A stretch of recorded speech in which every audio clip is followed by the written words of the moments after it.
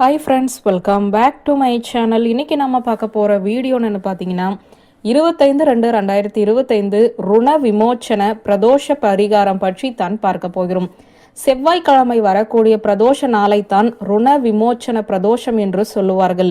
இதை நோய் தீர்க்கும் பிரதோஷம் என்றும் வைத்துக் கொள்ளலாம், கடன் தீர்க்கும் பிரதோஷம் என்றும் வைத்துக் கொள்ளலாம். இந்த நாளில் கொடிய நோய்கள் நீங்கவும் இந்த பரிகாரத்தை செய்யலாம். கொடிய நோயாக நம்மை தொற்றிக்கொண்டு இருக்கும் கடன் சுமை விலகவும் இந்த பரிகாரத்தை செய்யலாம். பரிகாரத்தை செய்வதற்கு முன்பு நாளைய தினம் இருக்கக்கூடிய சிறப்புகளை பற்றி முதலில் பார்த்து விடுவோம். செவ்வாய்க்கிழமை துர்க்கைக்கு உரிய நாள், சக்தி தேவிக்கு உரிய நாள். ஆகவே இந்த பரிகாரத்தை நாம் ராகு கால நேரத்தில் செய்ய போகிறோம். அது மட்டும் இல்லாமல் திருவோண நட்சத்திரத்தோடு சேர்ந்து இந்த பிரதோஷ நாள் வந்திருப்பது இரட்டிப்பு பலனை கொடுக்கும். இன்னும் ஒரு சிறப்பும் இந்த நாளுக்கு இருக்கிறது. மகா சிவராத்திரிக்கு முந்தைய நாள் வந்திருக்கும் பிரதோஷம் இது. சரி, இத்தனை சிறப்புகள் அடங்கிய பிரதோஷ நாளில் நாம் செய்ய வேண்டிய அந்த எளிய பரிகாரம் என்ன என்பதைத்தான் இப்போது நாம் பார்க்க போகிறோம்.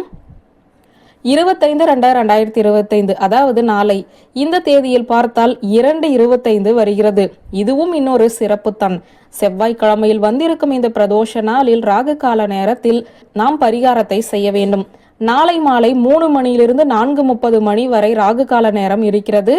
இந்த நேரத்தில் வீட்டில் இருந்தபடியே இந்த பரிகாரத்தை செய்யுங்கள். ஒரு பிரியாணி இலையை எடுத்துக்கொள்ளுங்கள். அதில் உங்களுக்கு இருக்கும் கடன் பிரச்சனையை எழுதுங்கள். 5 கடன் பிரச்சனை இருந்தால் 5 பிரியாணி இலையில் ஒரு வரியில் அந்த கடன் பிரச்சனையை எழுதிவிடுங்கள். எந்த வங்கியில் கடன் இருக்கிறது, அந்த வங்கியின் பெயர், அந்த கடன் தொகை, எந்த நபரிடமாவது கடன் வாங்கி இருந்தால் அந்த நபரின் பெயர், அந்த கடன் தொகை, திருப்பி சீக்கிரம் அடைக்க வேண்டும் என்று எழுதிவிட்டு அந்த பிரியாணி இலையை நெருப்பில் போட்டு பொசுக்கி விட வேண்டும். ஒரு மெழுகுவர்த்தி ஏற்றி அந்த நெருப்பில் இந்த பிரியாணி இலையை பொசுக்கலாம். நல்லெண்ணெய் அகல் விளக்கு தீபத்திலும் இந்த பிரியாணி இலையை பொசுக்கலாம். பரிகாரத்தை செய்யும் போது குல தெய்வத்தையும் துர்கை அம்மனையும் ஈசனையும் பெருமாளையும் மனதார பிரார்த்தனை செய்து கொள்ளுங்கள்.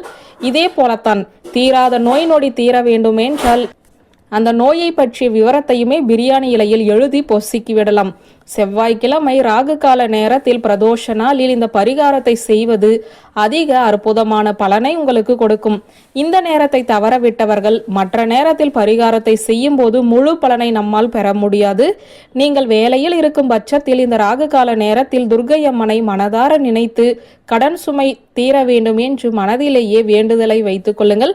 இந்த பரிகாரத்தை செய்து முடித்துவிட்டு பிறகு பிரதோஷ நேரத்தில் சிவபெருமான் கோவிலுக்கு சென்று 3 மிளகையும் உள்ளங்கைகளில் எடுத்துக்கொண்டு உங்களுடைய தலையை சுற்றி அந்த மிளகை கோவிலுக்கு வெளியில் கொண்டு வந்து கால்படாத இடத்தில் போட்டுவிடுங்கள். உங்களை பிடித்த தரித்திரம் விலகி கடன் சுமை முழுமையாக நீங்கும் என்பது நம்பிக்கை. வியூவர்ஸ், இந்த வீடியோ உங்களுக்கு பிடித்திருந்தால் லைக், கமெண்ட், ஷேர் பண்ணுங்க. நன்றி.